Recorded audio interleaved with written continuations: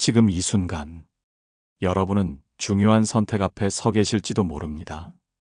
그 선택은 당장 눈앞의 일이 아닐 수도 있지만 머지않아 다가올 결정일 수 있습니다. 내가 사랑으로 길러낸 자식이 어느 날부터인가 전화도 뜸하고 찾아오는 일도 줄어들었다면 여러분은 어떤 감정을 느끼실까요? 내가 잘못 키운 건가? 아니면 저 애가 원래 그런 성격이었나? 마음 한구석이 허해지며 남몰래 눈물 삼키는 분들도 계실 겁니다. 오늘 이 방송은 바로 그런 여러분께 드리는 이야기입니다. 노후에 자녀가 연락을 안 한다면 이유는 단순한 바쁨이나 무심함 때문만은 아닙니다. 깊이 들여다보면 그 안엔 우리가 돌아봐야 할 작은 습관과 관계의 균열이 자리하고 있습니다. 이제 그 실마리를 풀어볼 한 분의 사연을 여러분과 함께 나누어 보려 합니다. 경기도 구리시에 사시는 올해 74 되신 김정혜 어르신의 이야기입니다. 제 딸은 서울에서 나고 자랐습니다. 시집도 서울로 갔고 지금은 손주들 키우느라 바쁘지요. 초반엔 한 달에 한 번은 꼭 왔어요. 근데 몇 년 전부터는 명절도 안 내려옵니다.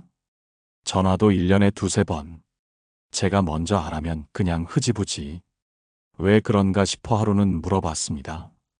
엄마랑 있으면 숨이 막힌대요. 조언이 아니라 잔소리 같고 엄마가 늘 나를 바꾸려 든대요. 그 말 듣고 많이 울었습니다. 난 그저 걱정돼서 한 말들이었는데 말이죠. 김정혜 어르신의 목소리에는 억울함과 함께 깊은 상처가 서려 있었습니다. 우리는 사랑이라는 이름으로 때로는 간섭을 하고 때로는 통제를 하며 상대의 마음에 벽을 쌓기도 합니다. 자녀가 우리에게 등을 돌릴 때 그 원인은 언제나 자녀에게만 있지 않습니다. 상대가 우리에게 다치는 데는 작은 반복들이 원인이 됩니다.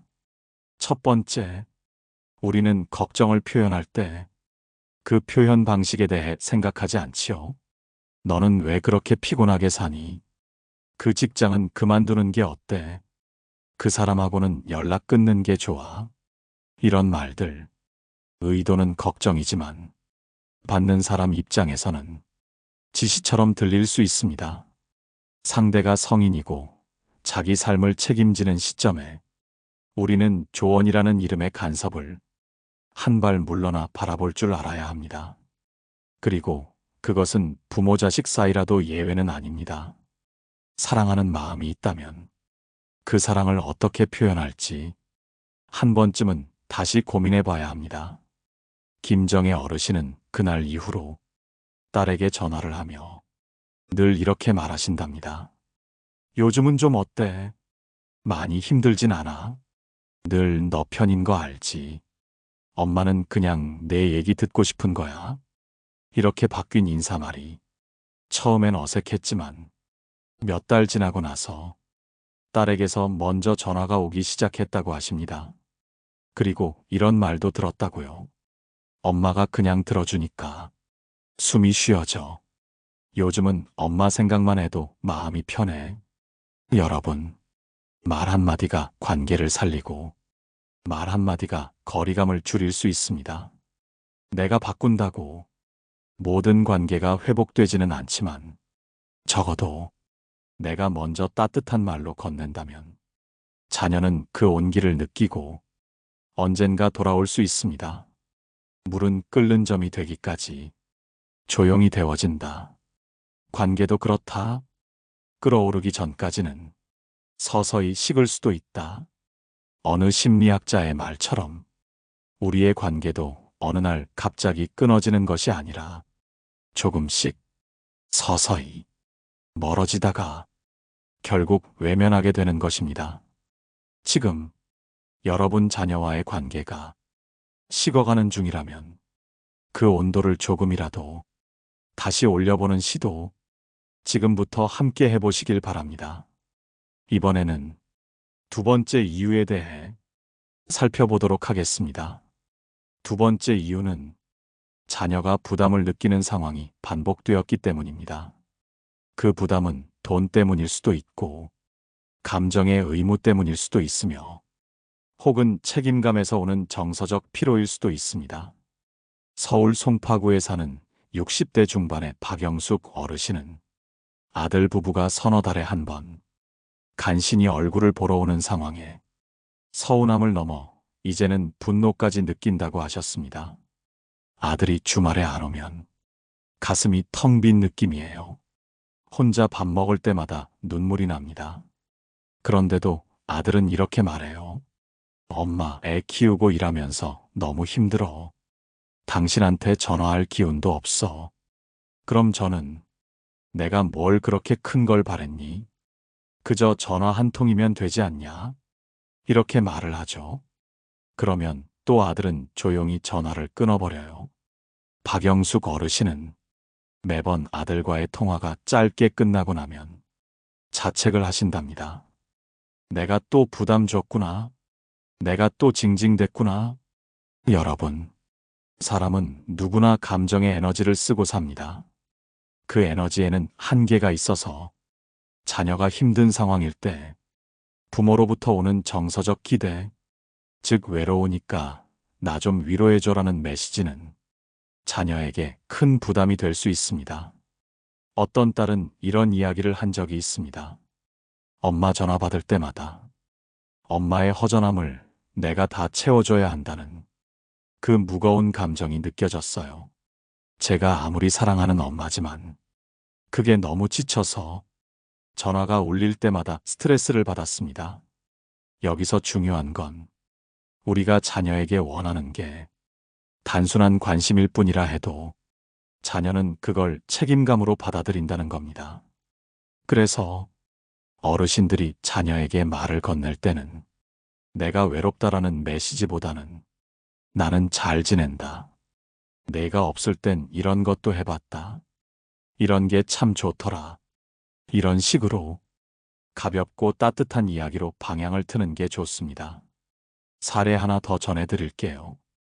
부산에 사는 71살 김윤복 어르신은 딸에게 정기적으로 용돈을 받고 있었습니다. 하지만 최근 들어 딸이 연락을 줄이고 한 번은 이런 문자를 보내왔답니다. 엄마, 내가 엄마 딸이라서 너무 미안해. 내가 엄마한테 더 잘해야 하는데 솔직히 매달 돈 보내는 것도 이젠 부담이야. 그 말을 들은 김윤복 어르신은 마음이 철렁 내려앉았다고 하십니다. 내가 돈 때문에 딸을 잃는구나. 그때 알았어요. 나는 사랑을 받으려 한 게 아니라 부담을 안긴 거였어요. 그 후 김윤복 어르신은 딸에게 이런 메시지를 남겼습니다. 너무 미안하고 고맙다. 앞으로는 내가 내 생활비는 내가 챙길게. 엄마는 잘 지낼 테니 넌 내 가족을 챙겨라. 엄마는 괜찮다. 그리고 사랑한다. 여러분, 이렇게 이야기한 후 딸은 다시 전보다 자주 연락을 해오고 가끔은 시간을 내어 함께 차도 마신다고 합니다. 정서적 의무, 경제적 의무, 이 두 가지가 자녀에게 쌓이면 그 관계는 언제든 멀어질 수 있습니다. 우리가 노년기에 원하는 건 사랑받는 느낌입니다. 하지만 그 사랑은 부담 위에서 자라지 않습니다. 오히려 부담이 덜할수록 자녀는 더 자유롭게 부모에게 다가올 수 있습니다. 어떤 철학자는 이런 말을 남겼습니다. 사랑은 소유가 아닌 공간이다. 그 공간이 넓을수록 사람은 그 안에서 자유를 느낀다. 여러분, 자녀와의 거리가 멀어졌다면 혹시 여러분이 만든 기대와 요구가 그들을 좁은 공간으로 몰아넣진 않았는지 한번 생각해 보면 좋겠습니다. 이번에는 세 번째 이유, 가장 많은 분들이 놓치고 있는 중요한 이유를 함께 나눠보겠습니다. 세 번째 이유는 자녀와의 관계 속에서 과거의 상처가 제대로 치유되지 않았기 때문입니다. 사람의 기억은 참 묘합니다. 잊었다고 생각해도 마음 한켠에는 남아 작은 자극에도 다시 되살아납니다. 특히 부모와 자식 사이의 상처는 다른 관계보다 훨씬 더 깊고 지속적으로 영향을 미칩니다. 서울 강북에 사는 여든한 살의 장명순 어르신은 이런 말씀을 하셨습니다. 큰아들하고는 오래전부터 써먹해졌어요. 어릴 적에 내가 손찌검을 했던 적이 몇 번 있는데 그걸 아직도 마음에 담고 있는 것 같아요. 말은 안 해도 그 눈빛에 서운함이 그대로 있더라고요. 그래서 이제는 아예 연락조차 끊어졌어요. 장명순 어르신은 언젠가 큰아들이 결혼식을 앞두고 가족들 앞에서 이런 말을 했다고 합니다. 어릴 때 우리 엄마가 나를 때리면서 했던 말, 너는 왜 태어났니? 그 말이 아직도 가슴에 박혀요. 그래서 엄마 앞에 서면 어색하고 말이 안 나와요. 이 말에 장명순 어르신은 그 자리에 얼어붙었다고 합니다. 그 한마디가 그 아이 마음을 그렇게 갉아먹었구나. 나는 그냥 홧김에 내뱉은 말이었는데. 여러분, 자녀는 부모의 말 한마디에 세상을 배웁니다. 그 말이 따뜻한 위로였다면 세상도 포근하게 보일 겁니다. 하지만 그 말이 상처가 되었다면 자녀는 평생을 그 말을 곱씹으며 살아가게 됩니다. 또 다른 예도 있습니다. 78살의 이호준 어르신은 딸과 10년 넘게 연락이 끊긴 상태입니다. 이유를 묻자 그는 조용히 고개를 떨구고 말했습니다. 내가 딸아이 고등학교 시절 대학 안 가면 사람도 아니라고 했어요. 딸이 성적에 눌려 힘들어할 때 아버지로서 응원이 아니라 압박을 줬던 거죠. 딸은 결국 예체능으로 진로를 바꿨고 나는 실망한 나머지 몇 년 동안 말을 끊었습니다. 그게 딸의 마음을 완전히 닫아버렸죠. 그분은 요즘도 딸에게 문자를 보낸다고 합니다. 하지만 답장은 오지 않는다고 해요. 어떻게 해야 용서받을 수 있을까요? 나는 정말로 그 애를 사랑했는데 표현이 서툴렀던 것뿐인데. 여러분, 우리는 종종 부모니까 당연히 용서받아야 한다고 생각합니다. 하지만 부모도 때론 상처를 주는 존재가 될 수 있고 그 상처가 깊이 자리하면 자녀는 그 부모 앞에서 자연스러움을 잃습니다. 그래서 노년에 연락이 끊기고 자녀가 멀어진 경우 단지 현재의 상황만 볼 것이 아니라 과거에 내가 자녀에게 어떤 말과 행동을 했는지를 차분히 돌아보아야 합니다. 그리고 그 기억 속에 혹시 내가 미처 사과하지 못한 순간이 있다면 지금이라도 그 마음을 전해보는 것, 그것이 관계를 회복하는 첫걸음이 될 수 있습니다. 노자 도덕경에는 이런 구절이 있습니다. 가장 부드러운 것이 가장 단단한 것을 이긴다. 진심 어린 말 한마디. 미안했다. 내가 너무 늦게 깨달았다. 그래도 내가 행복했으면 좋겠다. 이 말이 어쩌면 지난 수십 년간의 상처를 조금씩 덜어내는 가장 강력한 힘이 될지도 모릅니다. 이번에는 지금부터라도 관계를 회복하고 노년에 자녀와 따뜻한 관계를 만들어가기 위해 여러분이 실천할 수 있는 구체적인 방법들을 나눠보겠습니다. 그렇다면 이제 지금부터라도 어떻게 하면 자녀와의 관계를 회복하고 더 따뜻하고 부드러운 노후를 맞이할 수 있을지 구체적인 방법을 함께 살펴보겠습니다. 첫 번째 방법은 자녀를 어른으로 대하는 자세입니다. 여러분, 자녀는 분명 나의 뱃속에서 나왔고 내 손으로 길렀습니다. 하지만 이제는 그들도 한 집안의 어른이고 자기 삶의 주체가 되었습니다. 많은 부모님들이 자녀가 30이 넘고 40이 넘어도 너는 아직도 철이 없다. 내가 너를 알아라며 과거의 자녀로 대하는 경우가 있습니다. 하지만 자녀가 서운한 것은 바로 그 지점입니다. 나는 이제 내 삶을 꾸려가고 있고 아이도 키우고 있고 나름의 책임을 지고 사는데 왜 아직도 부모님 눈에는 어린애처럼만 보일까? 자녀를 어른으로 인정하는 말은 어렵지 않습니다. 내가 참 많이 컸다. 내가 참 대견하다. 이제는 내가 내게 배우는구나. 이렇게 한마디만 해도 자녀는 마음을 활짝 엽니다. 두 번째 방법은 과거가 아닌 지금을 기준으로 바라보는 눈입니다. 어떤 어머니는 며느리가 집에 오면 늘 우리 아들은 어릴 적에 얼마나 착했는지 몰라. 공부도 잘하고 말도 잘 들었어. 이런 말씀을 반복합니다. 이 말을 들은 며느리는 속으로는 이렇게 말합니다. 그건 과거고요. 지금은 그 남편이 늦잠 자고 아이도 잘 안 봅니다. 그런데 왜 늘 과거 자랑만 하시나요? 과거의 자녀 모습만 기억하는 부모는 지금의 자녀의 현실을 보지 못하게 됩니다. 그러면 자연스럽게 자녀와의 대화는 끊기고 소통은 단절됩니다. 자녀의 지금을 존중해주는 것. 요즘은 많이 피곤하지? 아이 키우느라 힘들겠네. 내가 참 잘하고 있어. 이런 말 한마디가 자녀와의 관계를 풀어주는 열쇠가 됩니다. 세 번째 방법은 무리한 기대를 내려놓는 연습입니다. 자녀가 연락을 자주 하지 않는다고 서운해하고 이럴 거면 너를 왜 낳았나 싶다. 너는 부모 자식 간의 정이 없구나. 이렇게 말하면 자녀는 더 멀어집니다. 여러분, 지금 자녀들도 치열한 세상에서 하루하루 살아내는 중입니다. 직장에서 눈치 보며 일하고 아이 돌보며 지치고 경제적 압박에 시달리고 있습니다. 그런 자녀에게 왜 전화 안 해? 왜 얼굴 안 비춰? 이런 말은 또 하나의 부담입니다.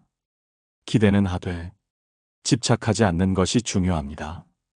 기대는 자녀가 부모를 그리워하게 만들지만 집착은 자녀를 숨막히게 만듭니다. 이럴 때는 여러분이 먼저 여유를 보이세요. 너무 바쁠 텐데. 그래도 이렇게 문자라도 보내줘서 고맙다. 내가 바쁜 거 알면서도 가끔 내 소식이 그립더라. 잘 지내고 있지? 이런 따뜻한 톤의 메시지는 자녀가 언제든 부모에게 다시 다가올 수 있도록 문을 열어주는 역할을 합니다. 철학자 에리히 프롬은 이런 말을 했습니다. 사랑은 자유롭게 풀어주는 데서 시작된다. 부모로서의 사랑도 마찬가지입니다. 붙잡는 사랑보다 놓아주는 사랑이 자녀와의 관계를 더 단단하게 만들어줍니다. 이제 다음으로 실제로 자녀와의 관계를 회복해낸 감동적인 사례를 함께 나눠보겠습니다. 서울 성북동에 사는 김영자 어르신의 이야기를 여러분께 전해드리고자 합니다. 김영자 어르신은 올해 72, 평생을 자녀 셋을 키우며 남편 뒷바라지에 헌신해 오셨습니다. 하지만 어느 날부터인가 가까이 살던 큰딸이 연락을 뚝 끊기 시작했습니다. 전화하면 받지도 않고 문자를 보내도 답이 없습니다. 설날에도 오지 않고 어버이날에도 찾아오지 않았습니다. 어르신은 처음엔 이 아이가 바쁜가 보다 생각했지만 점점 마음이 아프고 화도 나기 시작했습니다. 어디서 이렇게 키워놨다고 부모한테 연락도 안 하냐? 내가 얼마나 희생했는데 지금 이게 자식이냐? 그런 분노와 서운함이 어르신의 얼굴에 늘 그림자처럼 드리워졌고 주변 사람들 앞에서도 딸 욕을 하곤 했습니다. 그러던 어느 날 어르신은 작은 딸의 권유로 동네 복지관에서 열리는 부모 소통 교육이라는 프로그램에 참여하게 됩니다. 거기서 어르신은 자녀가 연락을 끊는 진짜 이유라는 강연을 들었습니다. 강사로 나온 전문 상담가는 이렇게 말했습니다. 자녀는 부모를 사랑하지 않아서가 아니라 부모와 마주할 때마다 자신이 비난받거나 죄책감을 느끼게 되는 상황이 반복되면 서서히 거리를 둡니다. 그 말을 듣고 김영자 어르신은 집으로 돌아와 지금까지 자신이 자녀에게 했던 말들을 곱씹어 보았습니다. 너는 왜 엄마 마음을 몰라주니? 그 나이 먹고 왜 그 모양이냐? 엄마는 내 나이 때 셋을 키웠다. 그러고 보니 딸이 자신을 멀리할 수밖에 없었구나 하는 생각이 들며 눈물이 났습니다. 며칠 후 어르신은 조심스럽게 딸에게 문자 한 통을 보냈습니다. 너무 보고 싶다. 엄마가 너에게 상처 주었다면 정말 미안하다. 엄마가 서운했던 것도 많았지만 너도 얼마나 힘들었을까. 너무 늦지 않았다면 다시 우리 이야기 나눠보자. 사랑한다, 우리 딸. 그 문자를 받은 딸은 그날 밤 전화를 했습니다. 그리고 흐느끼며 말했습니다. 엄마, 사실 나도 너무 미안했어. 엄마한테 가면 또 뭐라고 하실까봐 자꾸 피하게 됐어. 근데 이 문자 보고 눈물이 멈추질 않았어. 우리 다시 잘 지내자, 엄마. 그 이후 김영자 어르신과 큰딸은 한 달에 2번은 꼭 만나 함께 밥을 먹고 손을 잡고 산책을 하게 되었습니다. 그 관계의 회복은 자녀만이 아니라 어르신의 마음까지도 놀랍게 밝게 변화시켰습니다. 이런 사례는 결코 특별한 일이 아닙니다. 우리 주변에서도 자녀와의 거리감을 줄이기 위한 작은 시도만으로 관계가 회복되는 경우가 많습니다. 중요한 것은 자존심이 아니라 진심입니다. 여러분, 진심은 늦지 않습니다. 그리고 진심은 반드시 전해집니다. 사람이란 존재는 마음이 통하기 시작하면 어떤 상처도 다시 치유할 수 있습니다. 이번에는 자녀와 더 깊은 정서적 유대감을 만들기 위한 실천적인 방법에 대해 함께 나눠보겠습니다. 자녀가 연락을 끊은 데에는 감정적인 거리뿐 아니라 생활 속의 불편함, 즉 신체적 환경적 이유도 있을 수 있습니다. 그 가운데 하나가 바로 만나면 항상 도움을 요청받는다는 부담감입니다. 여러분, 한번 이런 장면을 떠올려 보세요. 딸이나 아들이 어렵게 시간을 내어 부모님을 뵈러 갔습니다. 하지만 마주 앉자마자 이번 달 전기세가 너무 많이 나왔어. 아빠, 치과 치료비가 좀 들어서 말이지. 너 이번에 승진했다며? 그럼 이제 좀 보태줄 수 있겠네? 이런 이야기가 매번 반복된다면 자녀 입장에서는 부모님을 뵙는 일이 기쁨이 아니라 부담이 되고 맙니다. 서울 서초동에 사는 정인자 어르신의 사례를 들어보겠습니다. 정 어르신은 연금도 받고 작은 상가 월세도 있어서 경제적으로는 여유로운 편입니다. 하지만 늘 자녀들에게 엄마는 힘들다. 나는 노후가 불안하다. 이런 말로 자녀들의 마음을 붙들려고 했습니다. 정 어르신은 자녀들이 자신에게 더 잘하길 바라는 마음에 불안한 척, 아픈 척, 의지하는 말을 반복했지만 그럴수록 자녀들은 멀어졌습니다. 엄마는 우리가 꼭 뭐 해줘야만 엄마로서 존재감이 느껴지시나 봐. 자꾸만 짐처럼 느껴져. 이런 말까지 듣게 되었습니다. 결국 정 어르신은 스스로를 돌아보게 되었고 한 가지 큰 결심을 하게 됩니다. 나는 자립적인 부모가 되겠다. 내가 행복해 보이면 자녀들도 나를 더 자주 찾게 될 거야. 그 후 정 어르신은 동네 도서관에서 매주 책을 읽고 배움의 즐거움에 빠졌습니다. 동년배 친구들과 취미 활동도 하며 본인의 생활을 풍요롭게 채워나갔습니다. 그러자 놀랍게도 자녀들이 먼저 전화를 하기 시작했습니다. 엄마, 오늘은 무슨 책 읽었어요? 엄마, 이번에 모임은 어땠어요?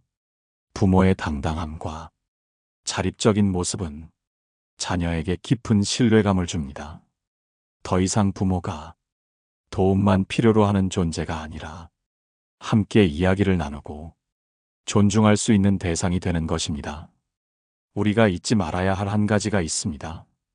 자녀들은 도움을 드리지 않아 미안한 것이 아니라 도움만을 요청받아 미안한 감정에 자주 휘말리는 것이 힘든 것입니다. 여러분은 어떠신가요? 자녀가 왔을 때 항상 무언가 부탁하는 말을 하시진 않으셨나요? 자녀와 대화가 늘 근심과 요청으로만 채워져 있었다면 한 번쯤 말의 방향을 바꾸어 보는 것도 필요한 일입니다. 자녀와의 거리감을 줄이고 싶다면 스스로 먼저 삶을 풍요롭게 채우는 모습이 무엇보다 중요합니다. 다음으로 관계 회복의 마지막 열쇠인 기대의 언어를 내려놓는 법에 대해 말씀드리겠습니다. 여러분은 자녀에게 무언가를 기대하고 계신가요? 아니면 더 이상 기대하지 않겠다고 다짐하셨나요? 사실 부모가 자식에게 기대하지 않고 살아간다는 것은 말처럼 쉬운 일이 아닙니다. 부모 마음이라는 게 늘 주면서도 조금은 바라게 되어 있고 기다리게 되어 있으니까요. 하지만 그 기대가 점점 실망으로 바뀌고 그 실망이 다시 원망으로 변한다면 관계는 서서히 틀어지고 그 틈은 회복하기 어려운 상처가 되기도 합니다. 서울 종암동에 사는 이경자 어르신은 늘 자녀에게 서운함을 품고 사셨습니다. 내가 젊을 때 그렇게 뒷바라지했는데 왜 한 달에 한 번 연락도 못하는 걸까? 이렇게 힘든데도 나 몰라라 하다니 자식은 다 소용없다. 이경자 어르신은 그런 마음이 자녀를 향한 사랑이었고 어떤 형태로든 자식이 자신을 챙겨주길 바라는 소리라 생각하셨습니다. 하지만 정작 자녀는 그런 말들이 부담이 되고 자신을 비난하는 소리로만 들렸습니다. 그러다 어느 날 이 어르신은 자신과 같은 또래 친구가 자식에게 아무런 기대도 하지 않으면서도 매우 행복하게 사는 모습을 보고 충격을 받습니다. 나는 기대를 포기했더니 삶이 가벼워졌어. 자식이 오든 안 오든 내 삶은 내 몫이니까. 그 말을 들은 이경자 어르신은 처음으로 기대라는 것이 관계의 무게를 더욱 무겁게 만들 수 있다는 사실을 깨달았습니다. 기대를 내려놓자 자녀에게 할 말도 한결 부드러워졌고 연락이 오지 않더라도 억울하거나 분노하지 않게 되었습니다. 이 어르신은 이렇게 말씀하셨습니다. 이젠 나 자신에게 기대하며 살아요. 내가 나를 잘 돌보면 자식에게 상처 주지 않고 나도 덜 힘들어져요. 여기서 우리가 꼭 기억해야 할 중요한 가르침이 있습니다. 기대하지 않는 사랑은 조용히 피는 꽃과 같아서 비록 아무도 알아주지 않아도 그 자체로 아름답습니다. 기대를 내려놓는다고 해서 사랑을 멈추는 건 아닙니다. 오히려 그때부터 진짜 사랑이 시작되는 것입니다. 오늘 방송을 통해 3가지 이야기를 나눴습니다. 첫째, 말 한마디가 자녀를 밀어낼 수 있습니다. 둘째, 도움만 요청하면 부담으로 다가옵니다. 셋째, 기대를 내려놓으면 관계는 더 편안해집니다. 혹시 오늘 이야기 중에 여러분에게 해당되는 부분이 있었나요? 마음이 조금은 아프셨나요? 그렇다면 바로 지금이 변화의 시작입니다. 여러분이 먼저 따뜻해진다면 자녀도 조금씩 다시 다가올 겁니다. 관계는 결코 단절이 아니라 다시 이어지는 것입니다. 이 방송이 여러분의 마음에 작은 위로가 되었기를 바랍니다. 오늘 방송이 도움이 되셨다면 댓글에 여러분의 생각도 남겨주시고 좋아요와 구독으로 다음 이야기에서도 다시 뵐 수 있도록 함께 해주세요. 지금까지 여러분과 함께 마음을 나눈 노인 상담사였습니다. 늘 여러분 곁에서 마음을 지켜드리겠습니다. 노후에 빛나는 지혜였습니다.